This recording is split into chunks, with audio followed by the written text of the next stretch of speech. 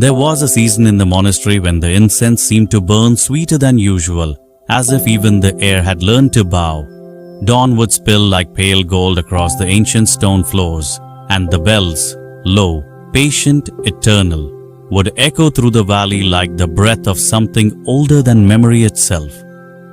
In that sacred hush, the monks would gather, their saffron robes brushing softly against one another, their heads bowed not merely in ritual, but in surrender. And at the center of that quiet reverence stood Kalin. He was young, striking in a way that made even stillness seem to lean toward him. His features were composed, his posture perfect, his voice, when he chanted, carried a depth that trembled through the ribs of the listening. When he knelt slower than the others. When he prayed, his hands lingered a fraction longer in the air, as if reluctant to leave the heavens. And always, his eyes found the presence of others before they closed. It was a choreography he had perfected. The incense clung to him, wrapping him in a fragrance that suggested purity. The novices whispered about him in corners, their admiration hushed but fervent. "He is closest to truth," they would say, believing their words were secrets, when, in fact, they were offerings. Kalin heard them all. Every murmur, every breath of praise fed something quiet and insatiable within him. He learned to pray louder when footsteps approached. He learned to pause at doorways just long enough to be seen in contemplation. He learned the precise angle at which humility looked most convincing. And slowly, without ever admitting it to himself, Kalin stopped seeking truth. He began performing it. Even the master watched him, with a gaze that could not be easily read. It was not admiration, nor was it disappointment. It was something far more patient, something that waited. The gift came on a morning colder than the others, when the sky hung low and grey, as if unwilling to fully awaken. The monks had gathered as usual, but there was a subtle shift in the air, a stillness that did not belong to routine. The master called Kalin forward. From beneath his robes he drew an object wrapped in dark cloth, aged and worn at the edges. He placed it into Kalin's hands with a care that felt almost ceremonial. "It is time," the master said softly, "for you to see what cannot be shown." Kalin unwrapped it slowly. It was a mirror, though not like any he had seen. Its frame was ancient bronze, etched with symbols that seemed to move when not directly observed. It was heavier than it appeared, strangely, impossibly heavy, as if it carried not just substance, but history, or something deeper than history. "What does it reflect?" Kalin asked, his voice measured, calm. The master's gaze did not waver. "It reflects what is true."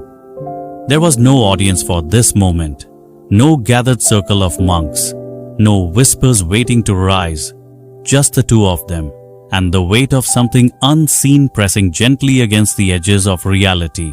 Kalin nodded, composed as ever. He believed himself ready for anything. He was wrong.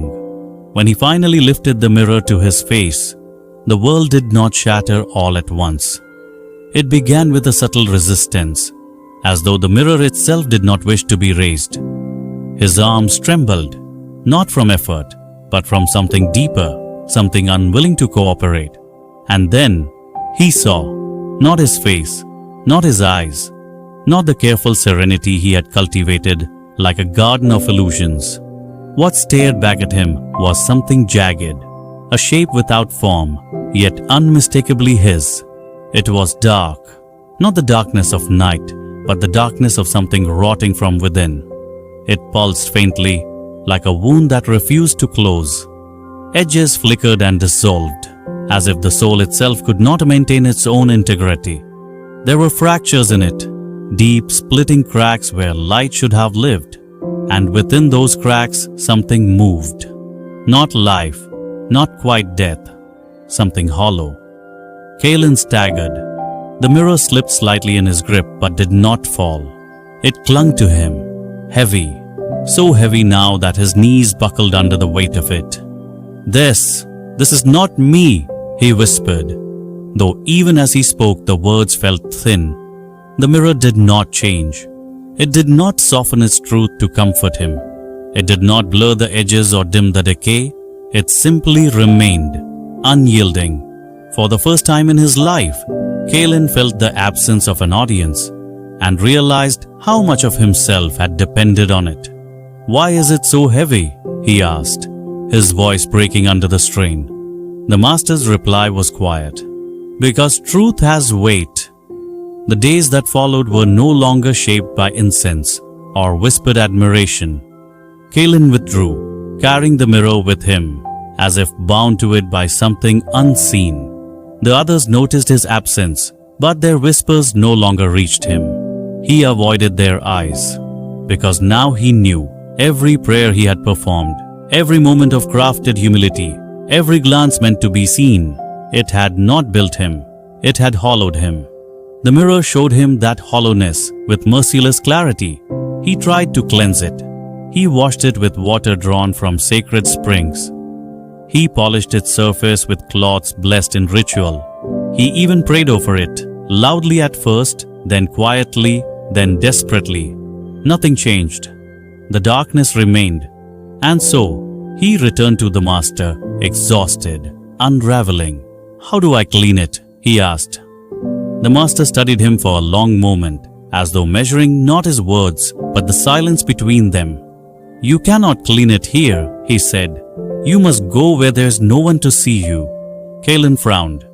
"Where?" The master turned his gaze toward the distant horizon, where the mountains rose like frozen waves against the sky. The peak of silence. The journey began before dawn, when the world was still uncertain of its own existence. Kalin carried the mirror wrapped tightly against his chest, though it seemed to grow heavier with every step. The path to the mountain was narrow, winding through forests that whispered with unseen life. At first, the sounds were comforting, the rustle of leaves, the distant call of birds. But as he climbed higher, those sounds began to fade. Silence replaced them, not the peaceful silence of meditation, but a vast, consuming absence. It pressed against his ears, his thoughts, his very sense of self. The air grew colder, the wind sharper. Each breath became a labor, each step a negotiation with his own failing strength. And for the first time in his life, Kalin realized something terrifying. No one was watching. There were no eyes to admire his struggle, no whispers to validate his suffering, no presence to witness his devotion. And without that audience, something inside him began to unravel. Who was he, without being seen? The question echoed louder than the wind. Days passed, or perhaps it was hours. Time lost its meaning in the ascent. Hunger gnawed at him, cold bit into his bones, and the mirror became almost unbearable to carry. There were moments he wanted to abandon it, to leave it buried beneath the snow and return to the monastery, to the incense, to the whispers, to the version of himself that had felt whole. But he knew now that it had never been whole. It had only been seen, and so he climbed. His body weakened, his steps faltered. The wind howled like something ancient and merciless, stripping away not just warmth, but pretense. At one point, he fell.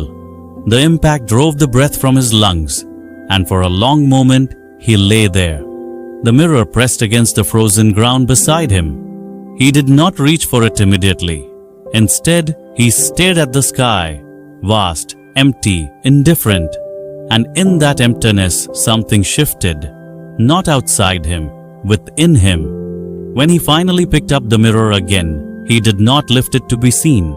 He did not adjust his posture or steady his breath for effect. He simply looked, and for the first time he did not try to deny what he saw. "Yes," he whispered, his voice barely carried by the wind. "That is me." There was no audience to hear it, no one to be impressed by his honesty. It existed only in that moment, in that silence, and that was enough. The summit came not with triumph, but with surrender.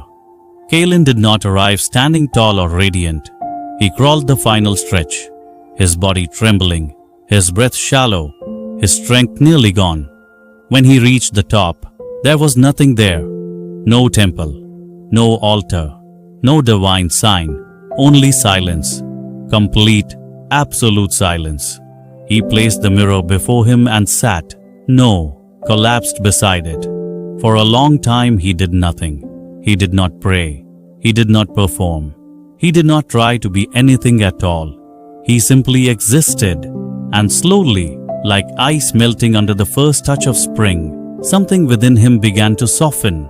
The need to be seen faded. The desire to appear wholly dissolved. The carefully constructed self, the one he had nurtured for so long, fell away, piece by piece, until there was nothing left to maintain, nothing left to protect, nothing left to pretend. And in that raw, unguarded stillness, Kalin did something he had never truly done before. He was honest, not for anyone else, not for recognition, but simply because there was nothing else left to be. When he finally lifted the mirror again, it no longer resisted him. It felt lighter, not weightless, but no longer burdened by something unseen. He looked, and what he saw was no longer jagged, no longer fractured, no longer hollow. It was light, not blinding in a way that overwhelmed, but warm, deep, steady, alive. A golden aura that did not flicker or fracture, but flowed with a quiet, unwavering presence. It was not perfection, it was truth. And truth, he realized, did not need to be seen to exist. It simply was. Kalin closed his eyes, not in performance, but in peace. And now, as you sit here, watching this story unfold on your screen, there is something you must understand. Your world has its own mirrors, but they are not made of bronze. They are made of glass and pixels. Your phone screen, your social media, the carefully chosen images you present to the world, they are mirrors of ego. They reflect what you want others to see. They reward performance. They amplify illusion. And just like Kalin, it is easy to mistake that reflection for truth. But it is not, because truth is not who you are when you are seen. Truth is who you are when no one is watching, when there is no audience, when there is no reward, when there is only silence. And if you never face that silence, you may spend your entire life performing a version of yourself that does not exist. So ask yourself, when was the last time you looked into a real mirror? Not the one that flatters you, not the one that filters you, but the one that reveals you. If you don't have one, you need to create it. And that is where your ascent begins. In the description below, there is a simple tool, a daily gratitude journal. It may not look like much, but it is a mirror. Every day you write, every honest thought you place on those pages, every moment you confront without performance, it begins to strip away illusion. It begins to show you who you are, not who you pretend to be, not who others expect you to be, but who you truly are. And that journey, that quiet, difficult, beautiful ascent back to truth, it is the only one that leads anywhere real. So start, because the mirror is already waiting. And unlike the world, it will not lie to you.